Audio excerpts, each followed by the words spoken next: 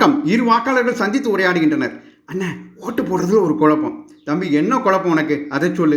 நிற்கிற வேட்பாளர்களில் ஒருத்தர் நேர்மையானவர். அவர் சார்ந்திருக்கிற கட்சியும் இதுவரை ஊழல் செய்யாத கட்சின்னு பேர் வாங்கியிருக்கு. ஆனால் அவர் எங்கள் சாதி மதத்தை சேர்ந்தவர் இல்லை. எதிர்த்து நிற்கிற 2 வேட்பாளர்களும் எங்கள் சாதி மதத்தை சேர்ந்தவங்க. ஆனால் அவங்க நேர்மையானவங்க கிடையாது. அவங்க சார்ந்திருக்கிற கட்சிகளும் நேர்மையானது கிடையாது. இதில் என்னப்பா குழப்பம்? நேர்மையான கட்சி சார்பில் நிற்கிற நேர்மையான வேட்பாளருக்கு உன்னுடைய ஓட்டை போட்டுரு. ஒன்று நல்லா ஞாபகம் வச்சுக்கோ.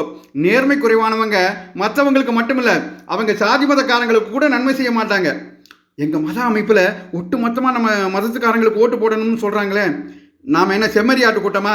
அவங்க சொன்னபடி சாயிர பக்கம் சாயறதுக்கு நல்லா சிந்திச்சு நமக்கும் நம்ம பிள்ளைகள் பேர பிள்ளைகளுக்கும் நல்லது செய்யக்கூடிய நேர்மையான வேட்பாளர் கட்சிக்கு ஓட்டு போடு. புரிஞ்சிடுச்சேன்னு? சாதி மதம் பார்த்து ஓட்டு போடுறது நம்ம தலையில் நாமே மண்ணாள்ளி போட்டுக்கிற மாதிரி. அதனால் நேர்மையான கட்சி நேர்மையான வேட்பாளருக்கு ஓட்டு போட்டுருவேன். நன்றி, வணக்கம்.